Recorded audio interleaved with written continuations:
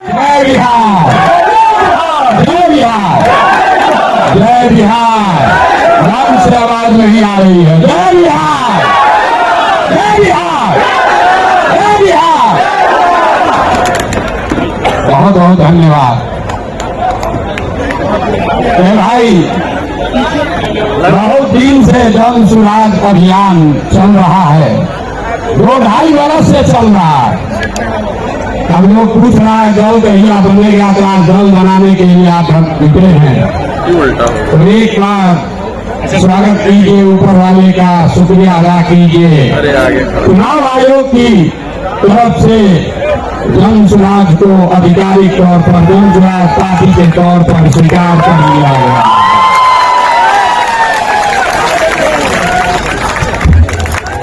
नाम ठीक है।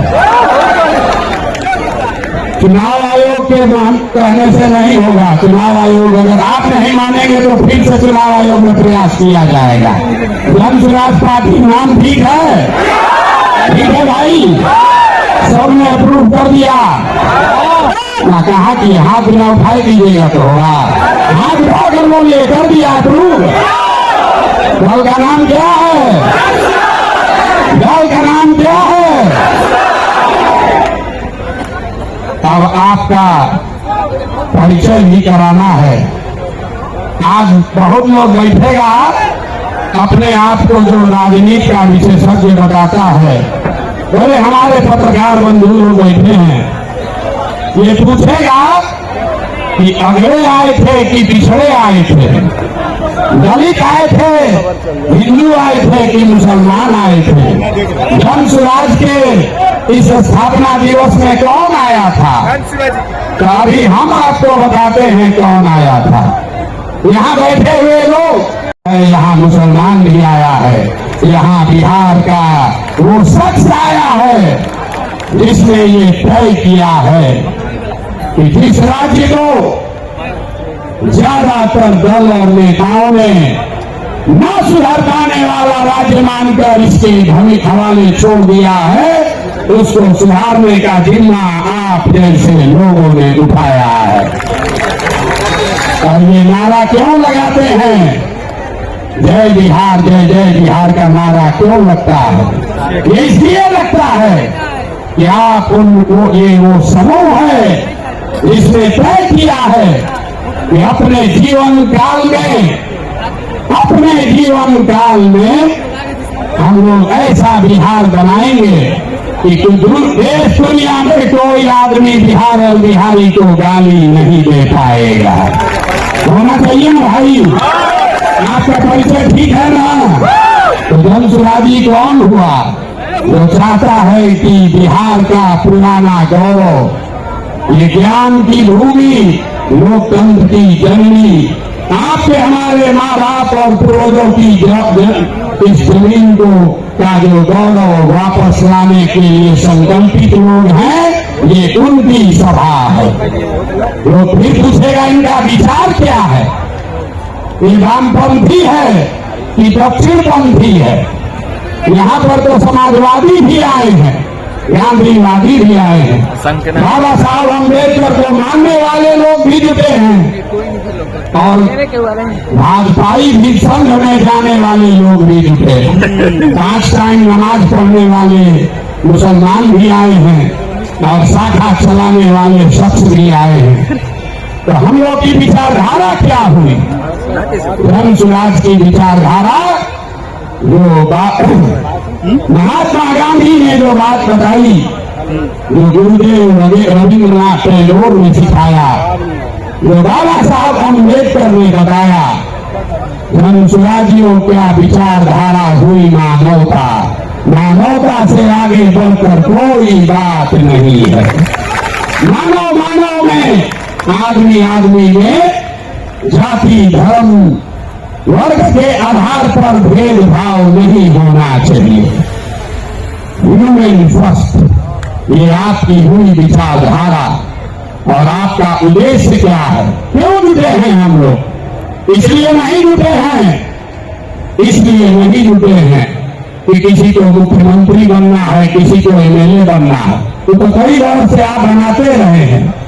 इस उद्देश्य से आप जुटे हैं कि अपने जीवन काल में एक ऐसा बिहार देखें जिस दिन हरियाणा, पंजाब, गुजरात, महाराष्ट्र से लोग बिहार में रोजी रोजगार करने आए तो मानेंगे कि बिहार में विकास हुआ है। होना चाहिए कि नहीं होना चाहिए? होना चाहिए तो हाथ उठाइए सब लोग, बताइए होना चाहिए कि नहीं होना चाहिए? होना चाहिए। तो होगा कैसे?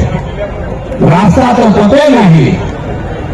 जो आता है कह दूसरे नेता को गाली दे रहा, कह रहा हम आएंगे तो इसको कर देंगे।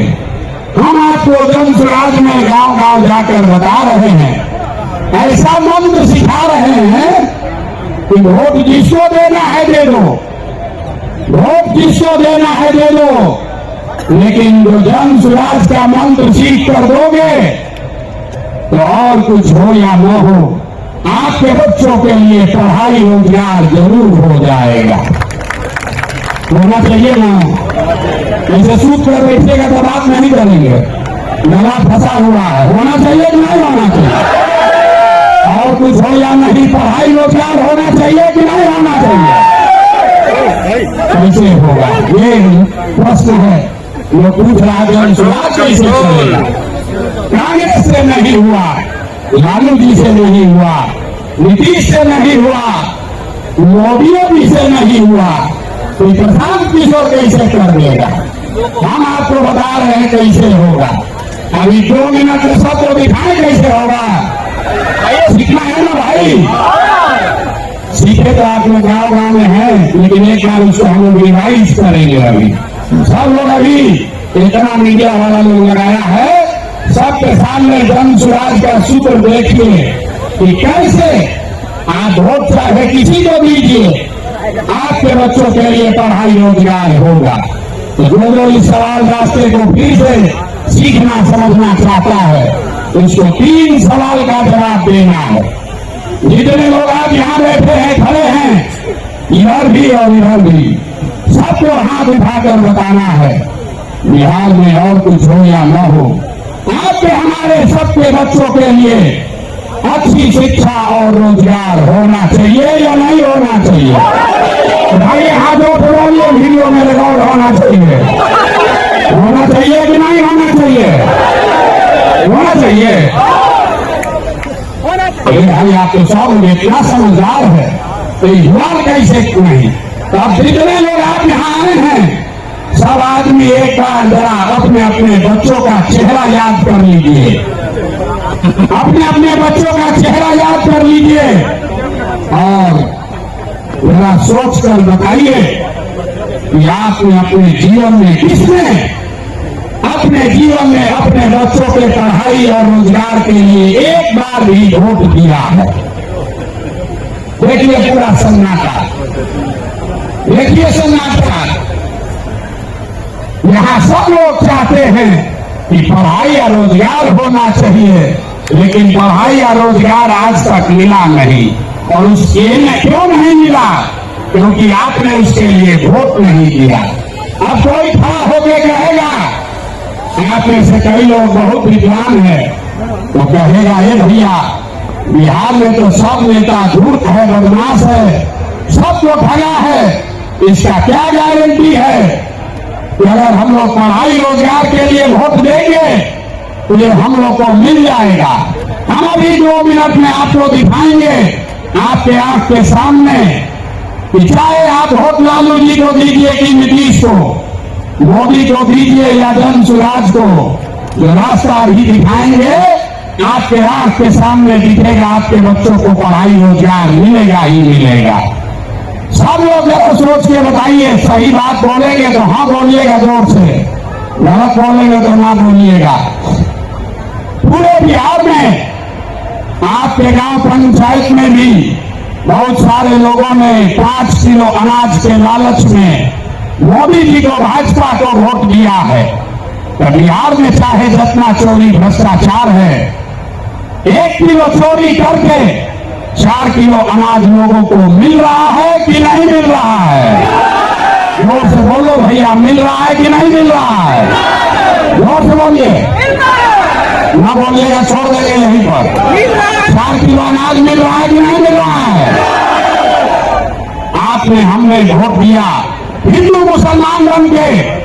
चुनाव से पहले लोगों ने कहा हमारा दशा कुछ भी हो, हमारे गांव का दशा कुछ भी हो, पहले अयोध्या में राम जी का मंदिर बनना चाहिए। तो आपके गांव में, बिहार के गांव में, शहर में नाली गली नहीं बना, स्कूल अस्पताल नहीं हुआ, फैक्ट्री नहीं लगी, लेकिन अयोध्या में राम जी का मंदिर बना है कि नहीं बना है?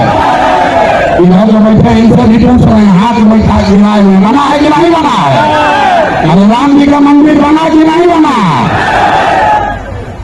आपने हमने वोट दिया, कई लोगों ने लालू जी को, लोगों ने कहा कि कुछ भी हो, लालू जी के राज में पिछड़ों को, गरीबों को, वंचितों को आवाज और सम्मान मिला।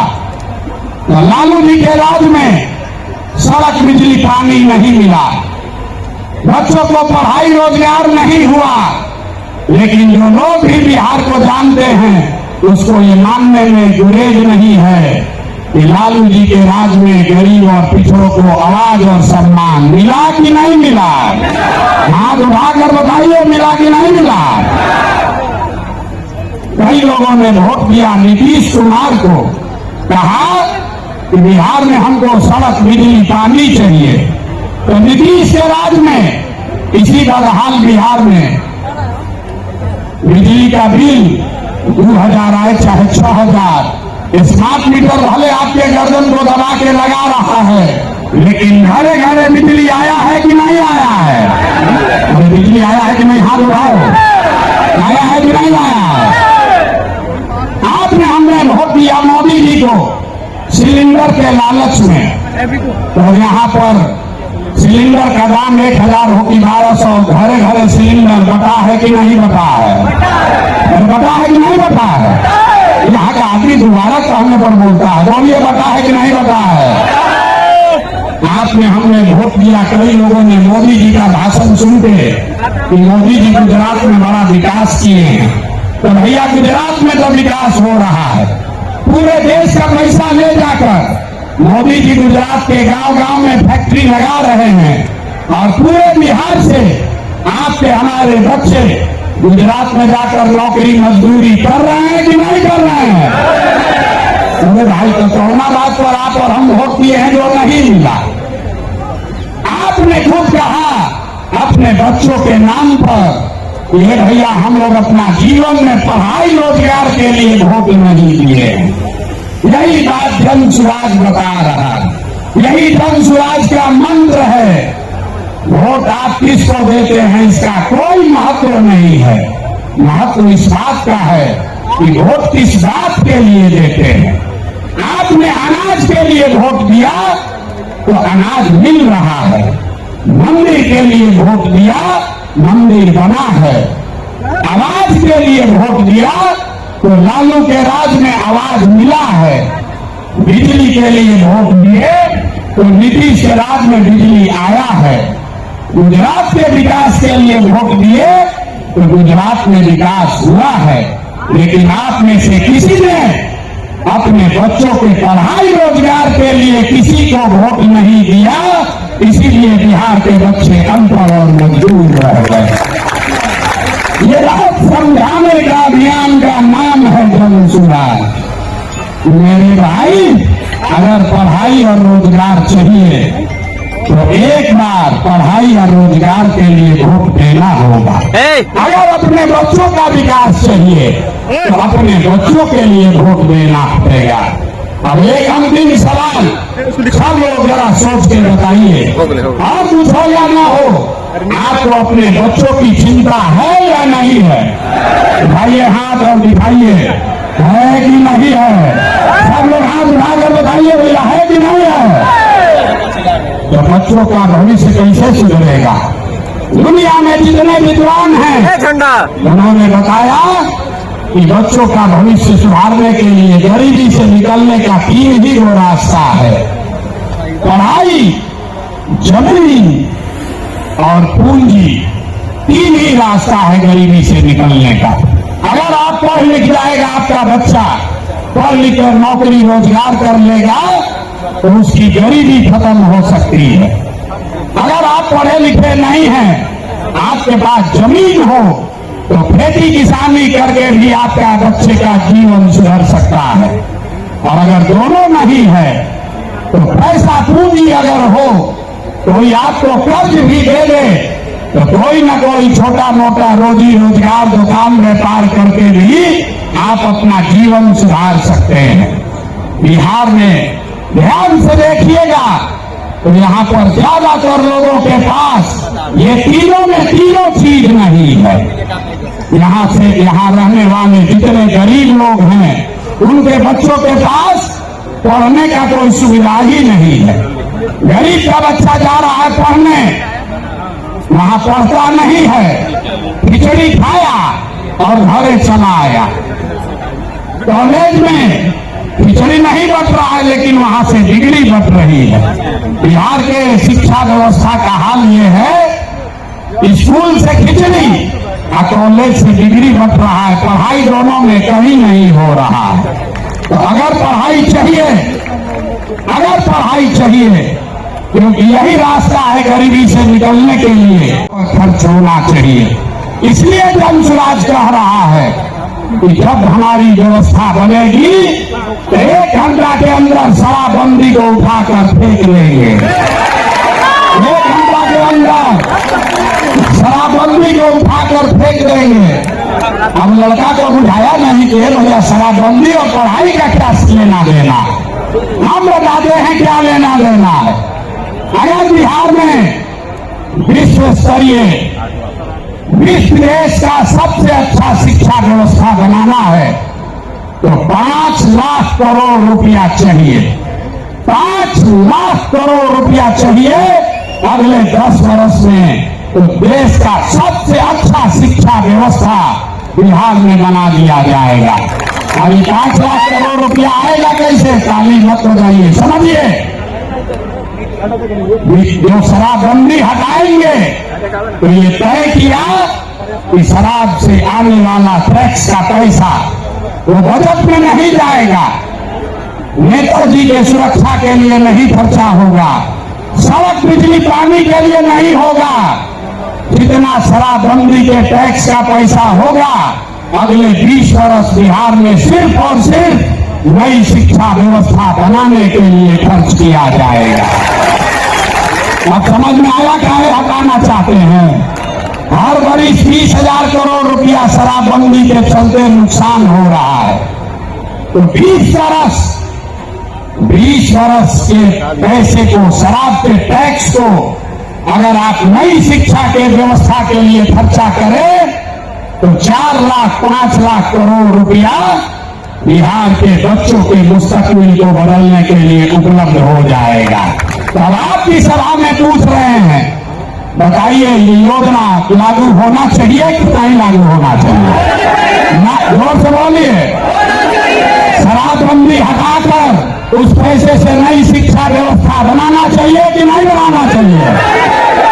ना बोले, हाथ ना उठ रहा है अभी, हाथ उठा के बोलिए जोर से। ना, जिसको ना बोलना है ना बोलो, बोलिए हटना चाहिए कि नहीं हटना चाहिए? हटना चाहिए। तो हम ये नहीं कह रहे कि शिक्षा व्यवस्था बनाएंगे, उसका रास्ता भी आपको बता रहे। 5 लाख करोड़ रुपया जुटाएंगे इसी बिहार से और ऐसी शिक्षा व्यवस्था बनाएंगे कि पूरे देश से लोग जैसे नालंदा विक्रमशिला में पढ़ने आते थे वैसे यहीं पर पढ़ने आएंगे, तभी बिहार ज्ञान का भूमि फिर से बनेगा। होना चाहिए ना? एक बार जोर से ताली बजाइए, तो बजाइए जोर से ताली। ना हुआ, अरे अपने बच्चों के शिक्षा व्यवस्था के लिए आप इतना ताली भी नहीं बजा रहे हो, जोर से बजाइए ताली। इस सदन ने इसको अप्रूव कर दिया ना, शराबबंदी जाएगा, नई शिक्षा व्यवस्था आएगी। दूसरा रास्ता ये 15 वर्ष से ये शिक्षा व्यवस्था से क्या होगा?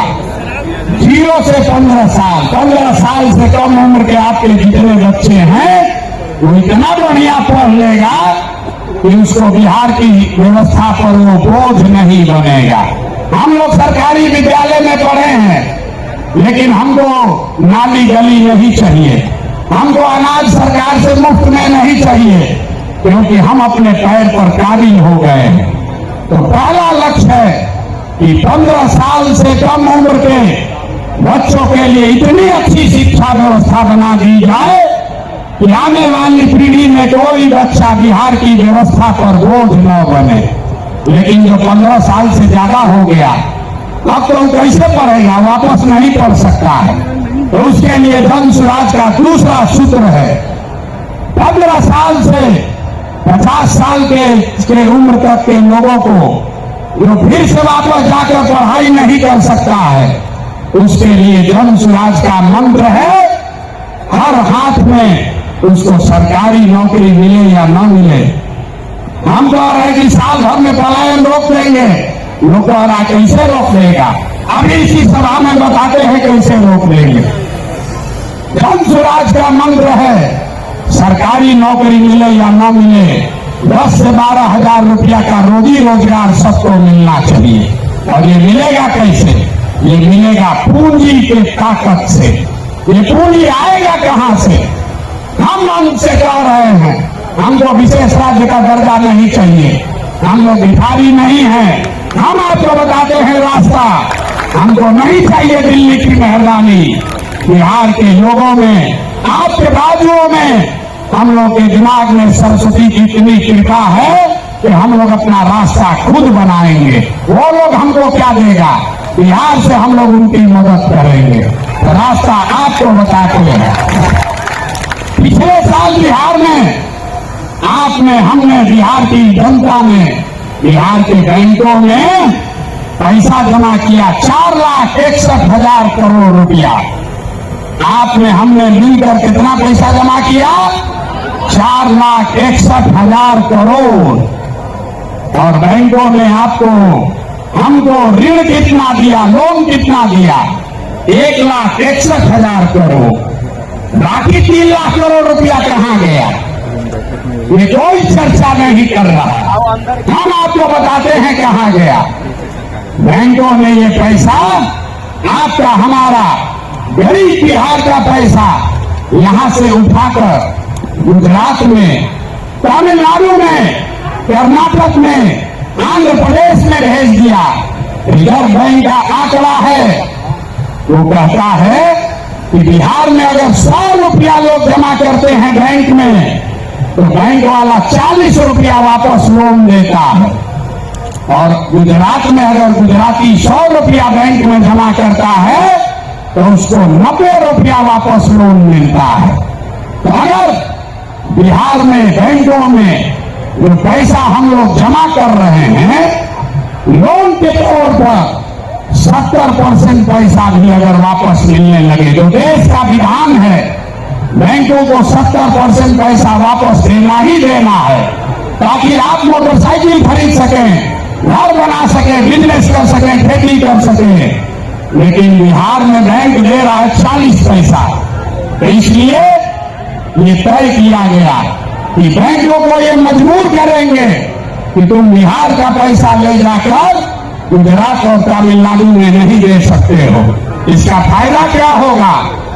हर साल 2.5 लाख करोड़ रुपया, ध्यान रखिए, हर साल 2.5 लाख करोड़ रुपया बिहार के युवाओं को, यहाँ के किसानों को, यहाँ के महिलाओं को रोजी रोजगार करने के लिए लोन के तौर पर 4% सालाना ब्याज पर दिया जाएगा, ताकि हर आदमी अपने अपने घर में रोजी रोजगार कर सके। अब आप बताइए, ये होना चाहिए कि नहीं होना चाहिए? हाथ उठाकर जोर से बताइए, कितने जोर से बोलिएगा? होना चाहिए कि नहीं होना चाहिए? हम लोग का रुपया गुजरात के आदमी को मिलना चाहिए, कर्नाटक के आदमी को मिलना चाहिए कि बिहार के लड़कों को मिलना चाहिए? बोलिए। जब हम लोग गुलाम थे तो क्या होता था, कपास का खेती हुआ बिहार में, फैक्ट्री है इंग्लैंड में, वहां फैक्ट्री में कपड़ा बना और वापस आकर फिर इसी देश में बिकता था। इसी के खिलाफ गांधी जी ने आंदोलन शुरू किया था। तो ये जन स्वराज का आंदोलन है कि हमारा पैसा, बिहार के लोगों का पैसा, हमको बाहर का पैसा नहीं चाहिए, लेकिन कम से कम जो हम लोगों का पैसा है वो तो हम लोग को मिलना ही चाहिए। मिलना चाहिए ना भाई, मिलना चाहिए ना। तो 2.5 लाख करोड़ रुपया अगर सीडी रेशियो को, क्रेडिट डिपॉजिट रेशियो को सुधार दिया जाए तो बिहार के महिलाओं को, युवाओं को 2.5 लाख करोड़ रुपया अलग से हर साल मिलने लगेगा। और तीसरा संकल्प, तीसरा रास्ता, बिहार में जितना बुजुर्ग आदमी है अब वो न पढ़ सकता है न रोजी रोजगार कर सकता है। तो जन स्वराज का संकल्प है कि 60 वर्ष से ज्यादा उम्र के हर महिला पुरुष को कम से कम 2,000 रुपया महीना पेंशन जरूर दिया जाए, ताकि कोई भी हम लोग का माँ बाप, चाचा भैया, कोई गरीब आदमी कम से कम इज्जत से जरूर रह सके। ये पूरा अगर बिहार के सारे बुजुर्गों को याद रखिए, ये प्रशांत किशोर का जुबान है, अगर कह रहे कि मिलेगा तो इसका पूरा गुणा गणित किए हैं। अगर बिहार में 60 वर्ष से ज्यादा उम्र के हर महिला पुरुष को 2,000 रुपया देना है तो हर साल करीब 6,000 करोड़ रुपया सालाना लगेगा। बिहार सरकार का बजट है 2.5 लाख करोड़ रुपया, तो 2.5 लाख करोड़ रुपया में से 6,000 करोड़ रुपया आपके हमारे बुजुर्गों के लिए खर्चा होना चाहिए कि नहीं होना चाहिए? हाथ उठा के बताओ या मुंह से बताओ, होना चाहिए, होना चाहिए। तो ये तीनों स्कीम पास कर दिए ना, तीनों स्कीम पास कर रहे हैं ना, ये तीनों स्कीम पास हुआ ना, तो बच्चे का जीवन सुधरा पढ़ाई से, युवाओं का जीवन सुधरा पूंजी से, बूढ़ों का जिंदगी सुधरा 2,000 रुपया पेंशन से, बच गए हमारी महिलाएं और किसान। यहाँ का किसान बहुत परेशान है। नीतीश कुमार भाई आजकल एक नया रोग छोड़ रहे हैं, सर्वे करा रहे हैं, घर घर में गोली चलवा देगा, भाई बहन, चाचा भतीजा, बाबूजी भैया सब ने मारा मारी करवा दिया है। कराया है कि नहीं कराया है? अपना खतियान निकालने के लिए लोगों को 2-4 हजार रुपया घूस देना पड़ रहा है। और एक सीओ डीसी एलान, यहाँ पर 1 महीना में जब से सर्वे शुरू हुआ है, हमको गांव गांव में लोग बता रहे हैं 50 लाख से 1 करोड़ रुपया लोगों से वसूली हो गया। हुआ है कि नहीं हुआ है? बताइए तो हुआ है कि नहीं? हुआ है ना, हुआ है ना।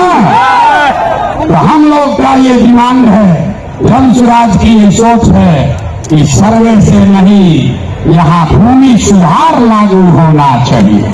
जब सरकार को पता नहीं है कि भूमि का मालिक है कौन, रजिस्टर तो उसके पास अपना ही नहीं है।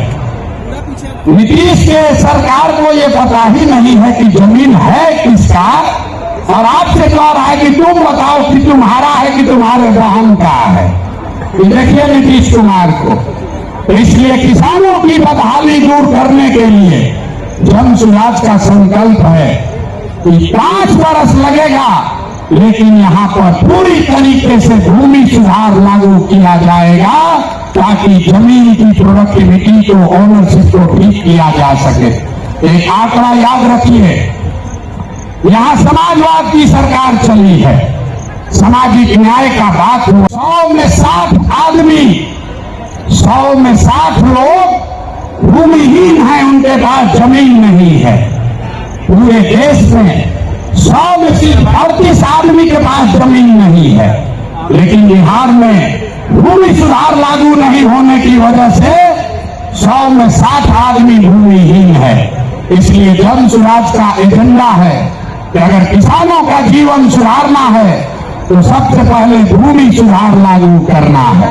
और दूसरी बात, मजदूरी। खेती तो बिहार का जो खेती है वो खाने वाला खेती है, इसको कमाने वाला खेती अगर बनाना है तो लोगों को मदद देनी पड़ेगी। गांव देहात में हम लोग क्या कहते हैं, लोग कहता है कि भैया कटिया करने आए हैं, कमाने के लिए लुधियाना जाएंगे, रोपनी करने आए हैं, कमाने के लिए गुजरात जाएंगे। आदमी खेती करने आया है, कहता है कि हम खाने की व्यवस्था करने आए हैं, कमाने के लिए बाहर जाएंगे। तो इस व्यवस्था को बदलने के लिए जन स्वराज का मंत्र है कि खाने वाली खेती नहीं, कमाने वाला खेती होना चाहिए। और जितने लोग खाने वाला खेती धान गेहूं को छोड़कर बढ़िया सब्जी मसाला का खेती में जाएंगे, उसके लिए मजदूरी मुफ्त कर दिया जाएगा। अब आदमी कहेगा ये भैया पैसा कैसे आएगा, तो जैसे पढ़ाई का आपको पैसा का रास्ता बताए, युवाओं को रोजगार का पैसा का रास्ता बताए, बुजुर्गों के पेंशन का पैसा का रास्ता बताया, तो वैसे ही आपको बता रहे हैं कि किसानों के लिए मजदूर मुफ्त कैसे मिलेगा। बिहार सरकार को हर साल अगर हम चाहें तो 10,000 करोड़ रुपया हम लोग को मनरेगा के तहत मिल सकता है। तो अगर मनरेगा के मजदूर को खेती से जोड़ दिया जाए, किसानों को खेती करने के लिए मनरेगा का मजदूर दे दिया जाए, तो बिना 1 रुपया एक्स्ट्रा खर्चा के हर वो किसान जो अपना खेती बेहतर करना चाहता है उसको मजदूर मुफ्त में मिलेगा और उसके लिए 1 रुपया खर्चा नहीं होगा। नुकसान किसका होगा, जो मनरेगा में 40% पैसा लोग कमा रहे हैं उनका बड़ा भारी नुकसान होने वाला है।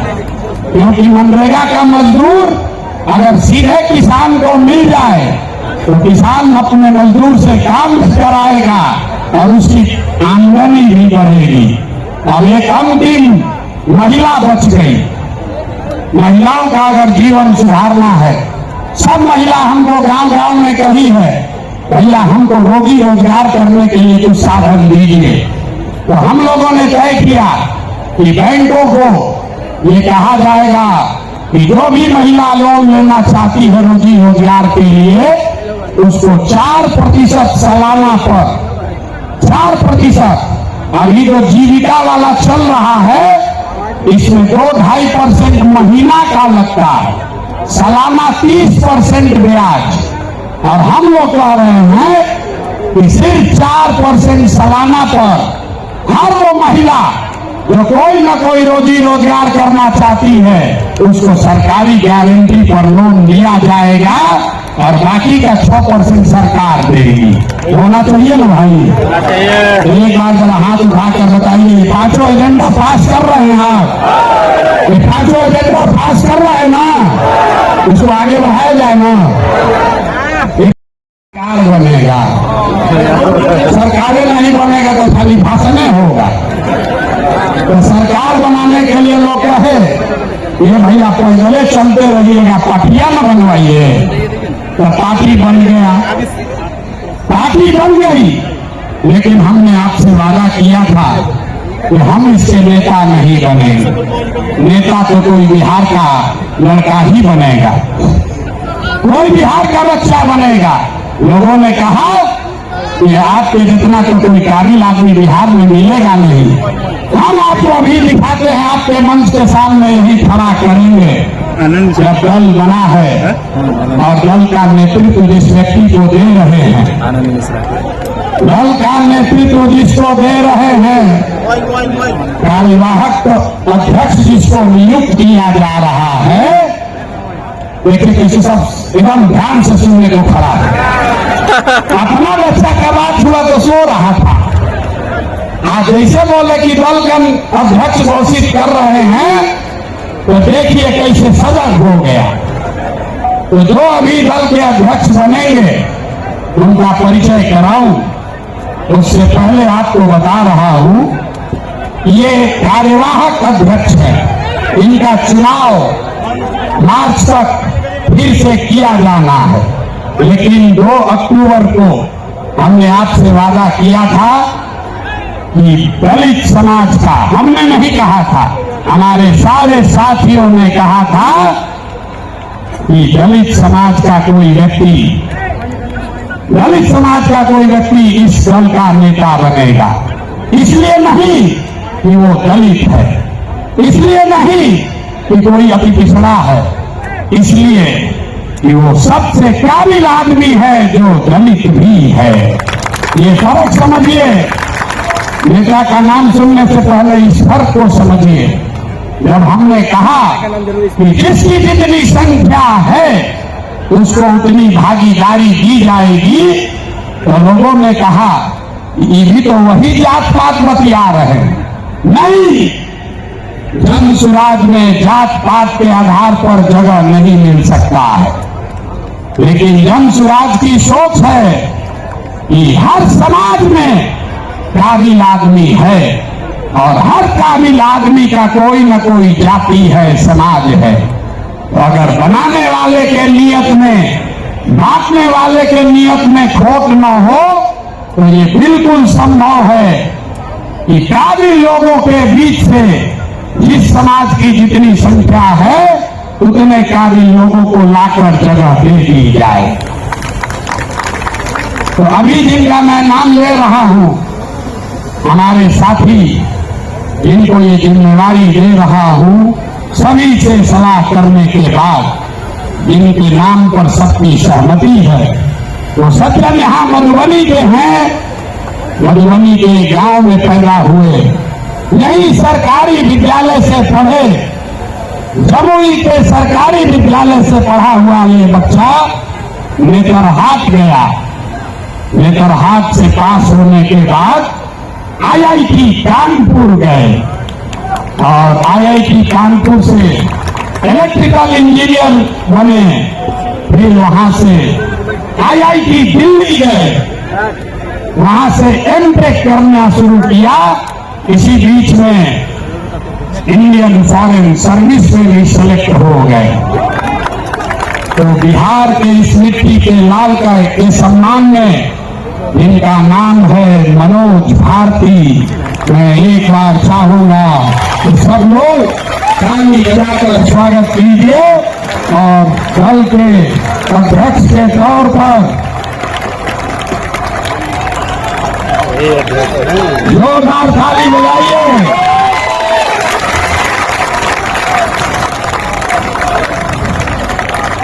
दल के अध्यक्ष के कार्यवाहक अध्यक्ष के तौर पर मनोज भारती जी, जो अनुसूचित समाज के हैं, लेकिन ये प्रशांत किशोर से ज्यादा काबिल आदमी।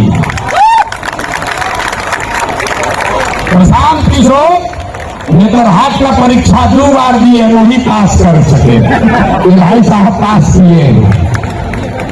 प्रशांत किशोर IIT नहीं गए हैं, ये IIT गए हैं। Prashant Kishor IAS, IPS, IPS, IFS नहीं है, ये सज्जन IFS रहे हैं। 4 देशों में भारत के राजदूत रहे हैं, बिहार का गौरव बढ़ाया। बेलारूस में, यूक्रेन में, इंडोनेशिया में, तिमोर लास्ते में, 4 देशों में ये भारत के राजदूत रहे हैं। और भारत में भारतीय समाज के फिलॉसफी पर एक बहुत अच्छी किताब भी लिखी है, ये आपको अपने शब्दों में बताएंगे।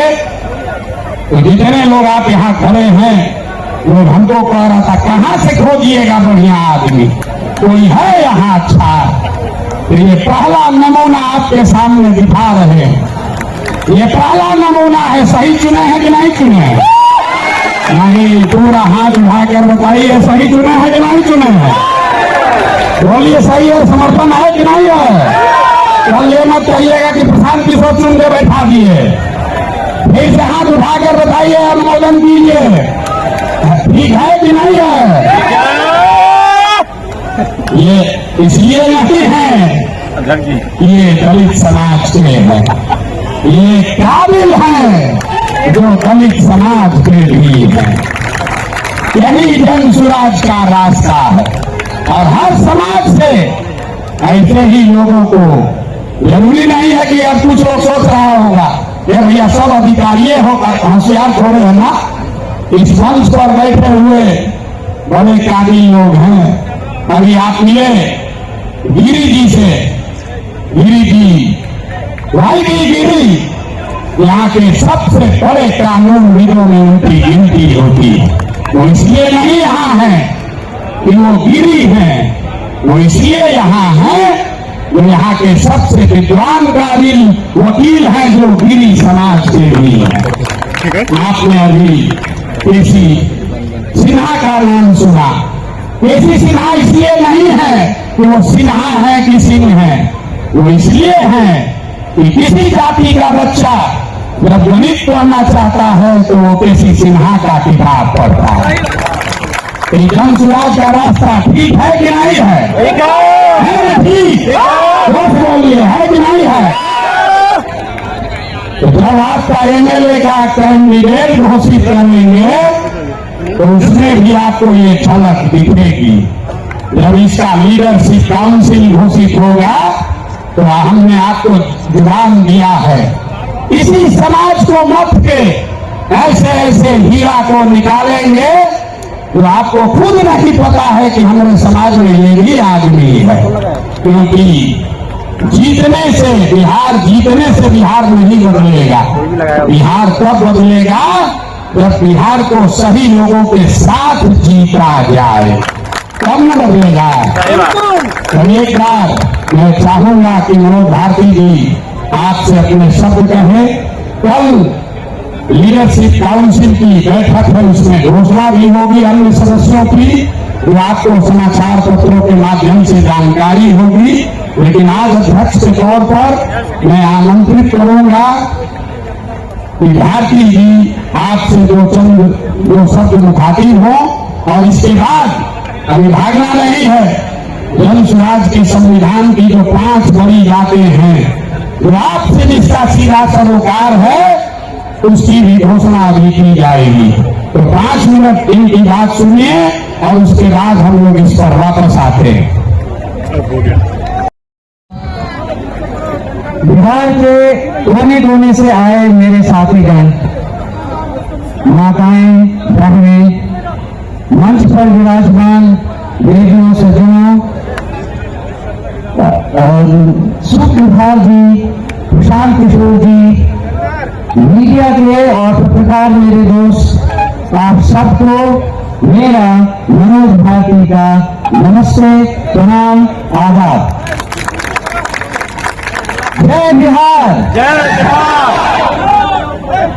आप सबको मालूम है कि पिछले 2 सालों से प्रशांत किशोर जी जिस अभियान में लगे हैं उसका मुख्य उद्देश्य क्या है। उन्होंने अभी अभी आपको डिटेल में बताया कि वो प्लान क्या है, उसमें धन का अर्जन कैसे होगा, फिर उसको खर्च किस तरह से किया जाएगा। उन 5 स्कीम में कोई भी स्कीम ऐसी नहीं है जिसे कुछ भी बदला जा सकता है। और यही इनकी खूबी है कि जो इन्होंने सोचा है वो ऐसे हवा में नहीं सोचा है, उसके पीछे डाटा है, उसके पीछे एनालिसिस है।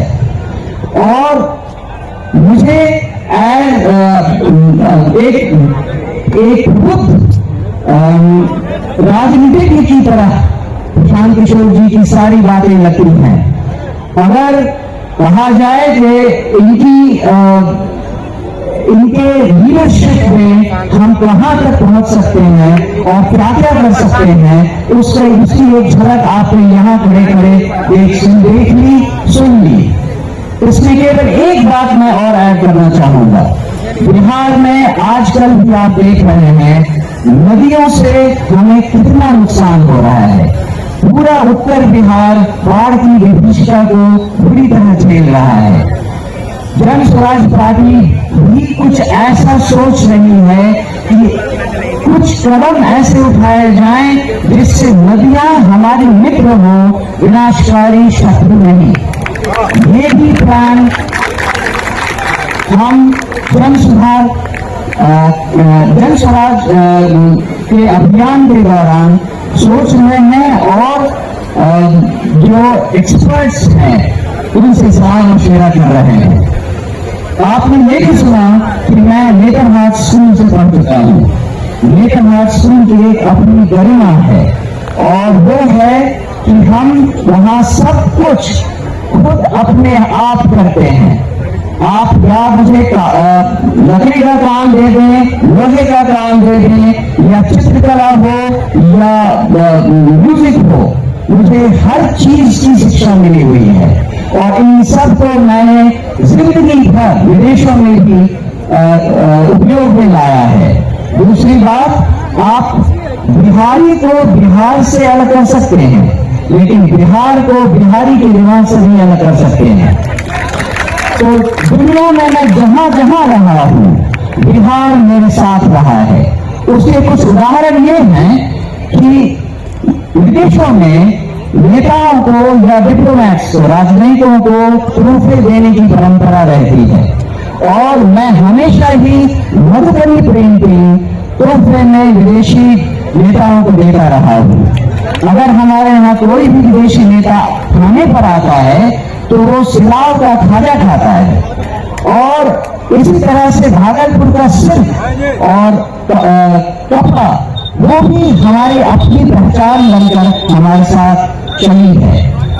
ये तो एक उदाहरण है कि नेतरहाट ने हमें क्या सिखाया है, इस बिहार की धरती ने हमें क्या दिया है। लेकिन जो हम करना चाहते हैं, जो आप सब सारी बिहार की जनता को समझाना चाहते हैं, वो एक महती कार्य है।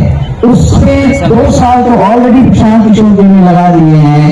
अभी इन्होंने वादा किया है और इन्होंने कहा है कि इस पार्टी के गठन से ये कार्यक्रम रुकने वाला नहीं है। ये कार्यक्रम तब तक चलता रहेगा जब तक बिहार देश के 10 अग्रणी राज्यों में नहीं शामिल हो जाता। तो ये एक, जैसा मैंने कहा, बहुत बड़ा काम है, लेकिन जैसा हमारे राष्ट्रकवि बिहार से ही आए हुए रामधारी सिंह दिनकर जी ने कहा है, हम ठोकता है जब नर, पर्वत के जाते पांव उखड़, मानव जब दौड़ लगाता है पत्थर पानी बन जाता है।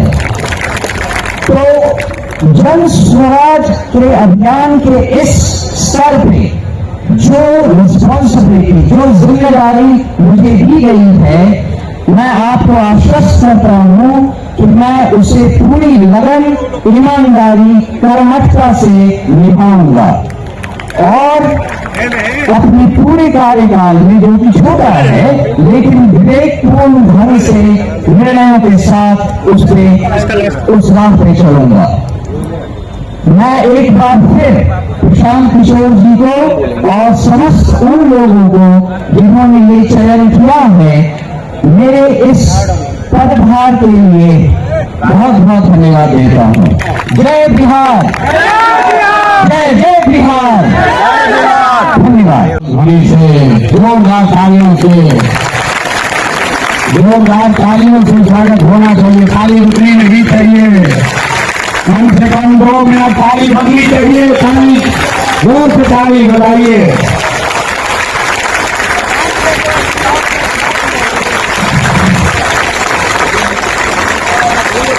बहुत धन्यवाद। एक बार ताली और बजाना है, शाम हो गया है। एक और वर्ग है जिनका मैं अलग से सम्मान करना चाहता हूँ। आज इस सभा में 18 अलग अलग देशों से वो बिहार के साथी आए हैं, जो बिहार की जन स्वराज की यात्रा में, इस प्रयास, इस परिकल्पना में अपना कंधा लगा रहे हैं। तो एक बार मैं आग्रह करूंगा, वो कहाँ बैठे हैं मैं जानता नहीं हूँ, लेकिन अगर एक बार वो सब खड़े हो जाए एक जगह कहीं, तो मैं अगर आप उनको देख नहीं पा रहे, पता नहीं भीड़ में कहाँ है, लेकिन आपकी जानकारी के लिए बता रहा हूँ 28 देशों में, कल हम लोग शाम में बैठे थे, 28 देशों में बिहार के अपने भाइयों ने, साथियों ने ये तय किया है कि जैसे आप अपने गांव और पंचायत में जन स्वराज का तलक जगा रहे हैं, वो अपने अपने देश में जन स्वराज की इस परिकल्पना को, इस प्रयास को बल देने के लिए वहां रहने वाले सभी बिहार के साथियों को साथ जोड़ेंगे और बिहार के सुधार के इस महाअभियान का हिस्सा बनेंगे। तो एक बार बिना उनका शकल देखे हुए भी सही, लेकिन ताली बजा दीजिए। दल के संविधान को लेकर बस 5 बात और उसके बाद ये सभा खत्म। ये दल के संविधान में तय किया गया है सबकी सलाह से कि अध्यक्ष का कार्यकाल 1 साल का होगा और लीडरशिप काउंसिल जो इस दल को लोग चलाएंगे, इनका कार्यकाल 2 साल होगा। दूसरी बात जो तय की गई कि ये पहला ऐसा दल होगा, ये पहला ऐसा दल होगा जहां पर हम लोग उम्मीदवारों का चयन कोई व्यक्ति नहीं कर रहा होगा, कोई व्यक्तियों का, नेताओं का समूह नहीं कर रहा होगा। देश में पहली बार एक ऐसा दल जो दलों का चुनाव जनता के द्वारा, दलों के उम्मीदवार का चुनाव जनता के द्वारा किया जाएगा। जैसे आप अमेरिका में देखते हैं, अमेरिका में अभी राष्ट्रपति का चुनाव हो रहा है। आप जरा पूछिए कि डोनाल्ड ट्रंप को टिकट कौन दिया? डोनाल्ड ट्रंप को टिकट किसने दिया? कमला हैरिस को टिकट किसने दिया? तो किसी एक व्यक्ति ने नहीं दिया, कोई एक समूह नहीं देता है, रिपब्लिकन और डेमोक्रेटिक पार्टी का अध्यक्ष नहीं देता है। जिसको भी चुनाव लड़ना है अमेरिका में, जिसको चुनाव लड़ना है वो अपना अपना उम्मीदवारी सामने रखता है और उसके पास ये अवसर होता है कि 6 महीना 8 महीना वो जनता के बीच में, पार्टी के बीच में जाए, अपनी बात बताए और जिसको जनता चुन ले वही उस दल का उम्मीदवार होता है। तो अमेरिका वाले राष्ट्रपति के लिए ये कर रहे हैं। लोकतंत्र की जननी बिहार से ये नया मापदंड जन स्वराज तय करेगा। हर विधानसभा क्षेत्र में मार्च से पहले जितने लोग उम्मीदवारी चाहते हैं उनको चुना जाएगा, उनका नाम सार्वजनिक तौर पर प्रकाशित किया जाएगा और उसके बाद मार्च से लेकर नवंबर तक उस क्षेत्र के जन स्वराज के जो संस्थापक सदस्य हैं, जन स्वराज को मानने जानने वाले लोग हैं, जो वहां की जनता है, तो उन 5-6 नेताओं में सबको जांचने परखने के बाद 6 महीना में जिस पर मोहर लगा दिया वही जनता का, जन स्वराज का उम्मीदवार बन गया। ये व्यवस्था को आप अप्रूव करते हैं कि नहीं करते हैं? सबको हाथ उठाकर बताना है, बताइए। होना चाहिए ना भाई, ठीक है ना? इसको स्वीकार कर लिया जाए ना, तो टिकट प्रशांत किशोर नहीं देंगे। हमारे आगे पीछे घूमने से कुछ नहीं होगा। टिकट दल के अध्यक्ष भी नहीं देंगे, टिकट देगी क्षेत्र की जनता, टिकट देंगे आप। और आपने अगर गरीब से गरीब बच्चे को भी चुन दिया तो हमने गांव गांव जाकर ये कहा है कि आपके पास, आपके द्वारा चुने गए उम्मीदवार के पास पैसा हो या ना हो, जाति की संख्या हो या ना हो, चुनाव जीतने की व्यवस्था हो या ना हो, अगर वो आदमी काबिल है, आपने उसको चुना है, तो पैसे की चिंता, चुनाव जीतने की चिंता आप जन स्वराज पर, अपने भाई, अपने प्रशांत किशोर पर छोड़िए और उस आदमी को, सही आदमी को चुनकर आगे भेजिए। इस बात को संविधान में लिखा जा रहा है। रख लिया जाए कि नहीं रखा जाए? नहीं, जोर से बोलिए।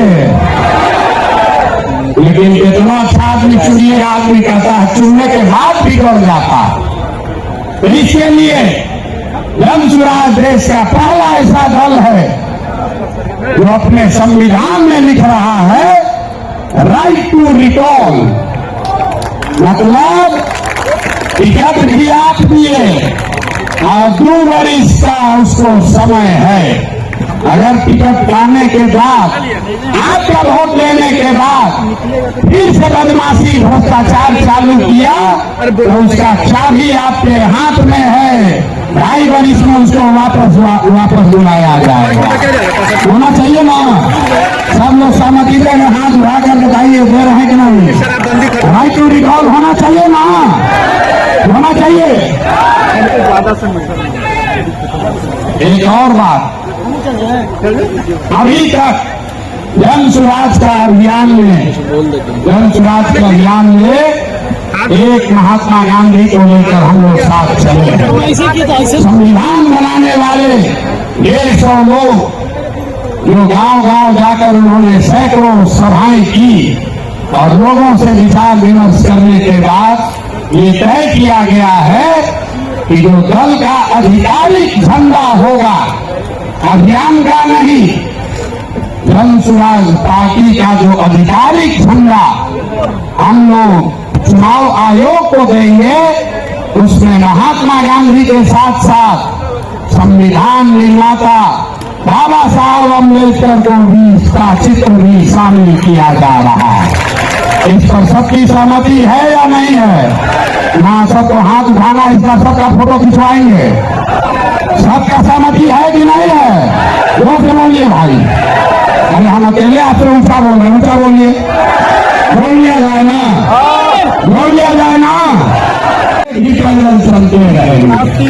अभी जब तक बिहार के हर गांव में जाकर पैदल जाकर लोगों को जगा न लें, समझा न लें, इस परिवार को इससे 5 गुना 10 गुना ज्यादा शक्तिशाली न बना दें, तब तक ये चलना रुकने वाला नहीं है। तो ये सब यात्रा करते रहे ना भाई, आपका समर्थन है ना? पहले एक अंतिम सवाल, घर जाने से पहले उठिए मत, उठिए मत। बिहार का चुनाव 25 में जीतना चाहते हैं, बाकी 24 में जीतना चाहते हैं। जोर से बोलिए। 25 में कि 24 में? 25 में कि 24 में? तो लोग हमको कहता है हम बहुत बड़ा रणनीतिकार है। उपचुनाव तो हम आपको रणनीति बताते हैं। अगर आप चाहें तो 25 तक इंतजार नहीं करना है, अभी नवंबर में ही इनका मामला सेटल कर देते हैं। कर दिया जाए, कर दिया जाए। तो देखिए ऊपर वाले के दया, नवंबर में 4 गो उपचुनाव है। नवंबर में, सुन लो भाई, नवंबर में 4 गो उपचुनाव है और 4 अलग अलग दल के बड़े बड़े महारथी अपने को कहने वाले लोग, जो एमएलए था अब एमपी बन गया है, अपने को बहुत बड़ा नेता मानता है। तो आप बताइए, ये चुनौती ले लें, ले लें, हरा दें इन 2 सालों को। हाथ उठा के बताइए, ऐसे नहीं होगा।